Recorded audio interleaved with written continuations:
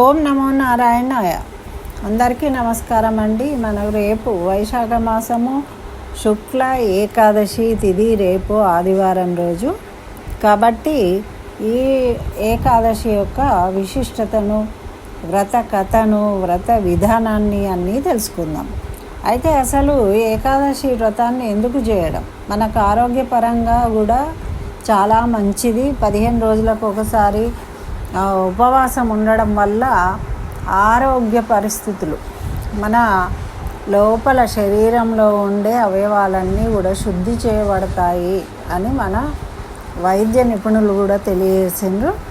కాబట్టి ఏ రకంగా అయినా కూడా ఇటు పుణ్యానికి పుణ్యము, అటు ఆరోగ్యానికి ఆరోగ్యాన్ని పొందగల ఏకైక వ్రతము ఏకాదశి వ్రతం.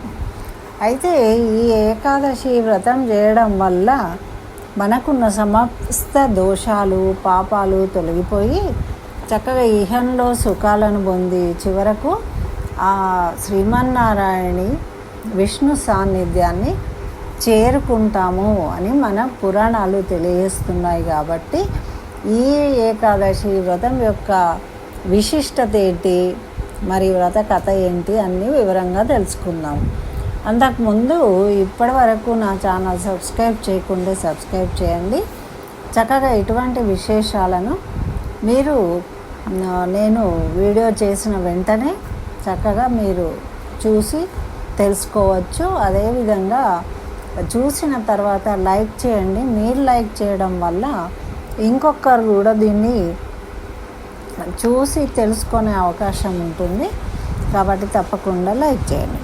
అయితే మనకి ఎప్పుడూ చెప్పుకున్నట్టే ఈ ఏకాదశి వ్రతం గురించి ధర్మరాజు శ్రీకృష్ణుణ్ణి అడుగుతున్నాడు. జనార్దన, వైశాఖ మాసంలోని శుక్లపక్ష ఏకాదశిని ఏమని అంటారు? దాని వ్రత విధానం ఏంటి? దాని వ్రత ఫలితం ఏంటి? నాకు సవివరంగా తెలియవలసింది అని ధర్మరాజు శ్రీకృష్ణుణ్ణి అడిగినప్పుడు భగవానుడైన శ్రీకృష్ణుడు ధర్మరాజుతోని ఈ విధంగా చెప్తున్నాడు. ధర్మరాజా, పూర్వకాలంలో త్రేతాయుగంలో శ్రీరాముడు వాళ్ళ వంశ గురువైన వశిష్ఠుణ్ణి కూడా ఈ విషయమే అడిగిండు. అయితే అప్పుడు ఏమని చెప్పాడో చెప్తాను విను. అయితే శ్రీరాముడు ఏమని అడిగాడు అంటే వశిష్ఠునితోని, ఆర్య, సమస్త పాపములను దుఃఖములను పోగొట్టుకొని ఉత్తమ వ్రతము ఏదైనా ఉంటే దాని గురించి నాకు తెలుపవలసింది అని శ్రీరాముడు కోరిండు వశిష్ఠ మహర్షిని. అయితే అప్పుడు వశిష్ఠుల వారి ఈ విధంగా తెలియజేస్తున్నారు శ్రీరామునితోని, శ్రీరామా, మంచి మాట అడిగినావు. మానవులు నీ పేరు చెప్పుకొని పాపాలు పోగొట్టుకుంటారు, ఈ విషయం తెలుసుకొని. కాబట్టి లోకహితం కొరకు పవిత్రమైన ఉత్తమమైన ఒక వ్రతం ఉంది. దాన్ని గురించి నీకు చక్కగా తెలియజేస్తాను, శ్రద్ధాభక్తులతోని విను అని ఈ విధంగా చెప్తూ ఉన్నారన్నమాట. అయితే వైశాఖ మాసంలో శుక్లపక్ష ఏకాదశి, ప్రతి నెలలో 2 ఏకాదశులు వస్తాయి. అందులో వైశాఖ మాసంలో శుక్లపక్షంలో వచ్చే ఏకాదశిని మోహిని ఏకాదశి అంటాము. దాని పేరు. ఇది పాపములను పోగొట్టి ఉత్తమమైన వ్రతము కాబట్టి దాని ప్రభావం వల్ల మానవులు మోహజాలం నుండి, పాతక సమూహముల నుండి బయటపడి దూరమయ్యి చక్కగా ఉత్తమ గతులను పొందుతారు అని తెలియజేశారన్నమాట.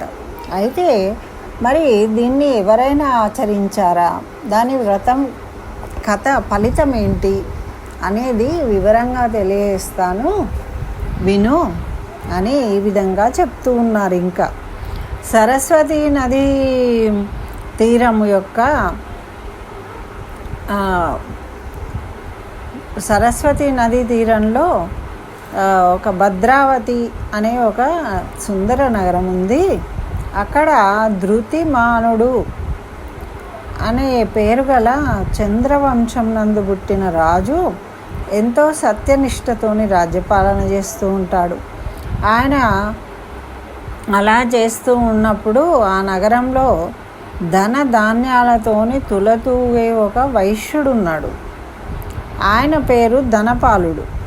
అతను ఎల్లప్పుడూ కూడా ఇతరుల కొరకు ఏదో ఒక సహాయం చేస్తూ ఉంటాడు.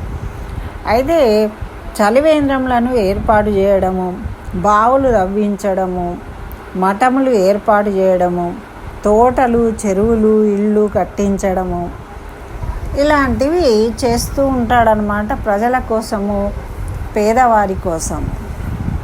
ఈయనకు చాలా విష్ణు భక్తి పరాయణుడు. అయితే ఈయనకి 5 కుమారులు ఉన్నారు. వాళ్ళ పేర్లు ఏమిటంటే సుమనుడు, ద్యుతిమానుడు, మేధావి, సుకృతుడు, దుష్టబుద్ధి. ఇలా 5 కొడుకులు ఉంటే అందులో చిన్నవాడు దుష్టబుద్ధి, చివరివాడు. వాడు పేరుకు తగ్గట్టే దుష్టబుద్ధులు, దుష్ట వ్యసనాలు కలిగిన వాడనమాట. వాడి బుద్ధి దేవతలకు పూజలు చేయడము, పెద్దలను గౌరవించడము, తల్లిదండ్రులను, బ్రాహ్మణులను గౌరవించడము, ఇలాంటివి వాడికి నచ్చేవి కాదు. వాడు చెడు మార్గంలో తిరుగుతూ ఉండేవాడు. మరి తండ్రి సంపాదనను పాడు చేస్తూ ఉండేవాడు. విచ్చలవిడిగా ఖర్చు పెడుతూ ఉండేవాడు. ఒకరోజు వాడు వేశ్యను కౌలించుకొని నగర కూడలిలో తిరుగాడుతూ ఉంటే తండ్రి చూసిండు.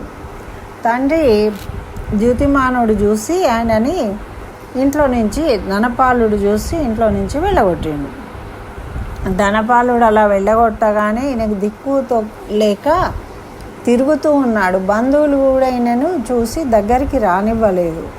ఎందుకంటే ఇంట్లో తండ్రి వెళ్ళగొట్టినప్పుడు వేరే వాళ్ళు మాత్రం ఎందుకు రానిస్తారు?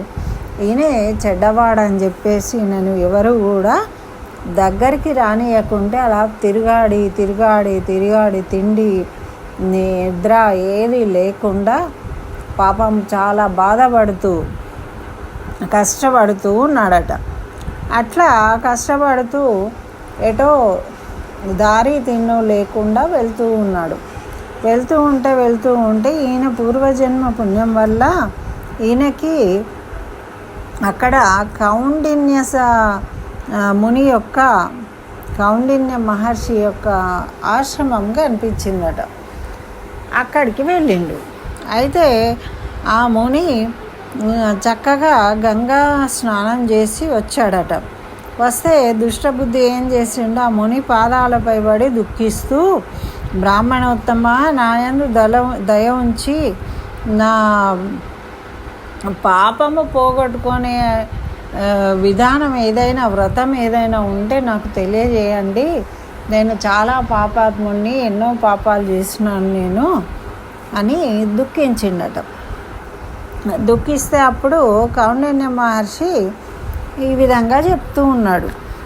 వైశాఖ మాసము సర్వ పాపాలను పోగొట్టేది. అయితే ఈ వైశాఖ మాసంలోని శుక్లపక్ష ఏకాదశికి మోహిని ఏకాదశి అంటారు. ఈ మోహిని ఏకాదశి వ్రతాన్ని కనుక చక్కగా ఆచరించినట్టయితే ఆ రోజు ఉపవాసం ఉండి విష్ణుమూర్తిని పూజించి చక్కగా విష్ణు సహస్రనామ పారాయణం చేస్తూ ఆ విష్ణువును స్తుతించిన వారికి జన్మల పాపాలన్నీ తొలగిపోతాయి, ముక్తిని పొందుతారు అని తెలియజేసిండట. అప్పుడు ఆయన ఏం చేశాడంటే ఈ కౌండిన్యముని చెప్పిన విధంగా ఆ దుష్టబుద్ధి విధి విధానంగా మోహిని ఏకాదశి వ్రతాన్ని చేసిండు. ఆ వ్రత ప్రభావం వల్ల వీని పాపాలన్నీ తొలగిపోయి దివ్య శరీరం వచ్చింది. అప్పుడు ఆ దివ్య శరీరం దాల్చి విష్ణు పదమును చేరుకున్నాడనమాట. ఈ విధంగా ఆ మోహిని యొక్క వ్రతము చాలా ఉత్తమమైనది. ఈ వ్రతకథ చదివినా వినినా సహస్ర గోదానముల పుణ్యం లభించును. కాబట్టి రామా, దీన్ని అందరూ ఆచరించి చక్కగా ఉత్తమ గతులను పొందడానికి చాలా సులువైన వ్రతము, చాలా ఉత్తమమైన వ్రతము అని వశిష్ఠుల వారు శ్రీరామునికి తెలియజేసిండ్రు అని కృష్ణ భగవానుడు ధర్మరాజుతోని ఈ వ్రత కథను, ఈ వ్రతము యొక్క విశేషాలను తెలియజేసిండు అన్నమాట. కాబట్టి ఈ కథను మనము ఏకాదశి రోజు చక్కగా విష్ణుమూర్తిని పూజించి అర్చించి విష్ణువు యొక్క స్తోత్రాలను పఠించి మనం ఈ వ్రత కథను విన్నట్టయితే మనకు కూడా ఆ శ్రీ మహావిష్ణువు యొక్క అనుగ్రహంతో చక్కగా సకల పాపాలు తొలగిపోయి సకల శుభాలు కలుగుతాయి, మన కష్టాలు నష్టాలు అన్నీ దూరం అవుతాయి అని మనకు పురాణాలు తెలియజేస్తున్నాయి. కాబట్టి అందరూ చక్కగా విని ఆ శ్రీమన్నారాయణుని అనుగ్రహం పొందాలని కోరుకుంటూ స్వస్తి. జై శ్రీమన్నారాయణ. సర్వం శ్రీకృష్ణ చరణారవిందార్పణమస్తు.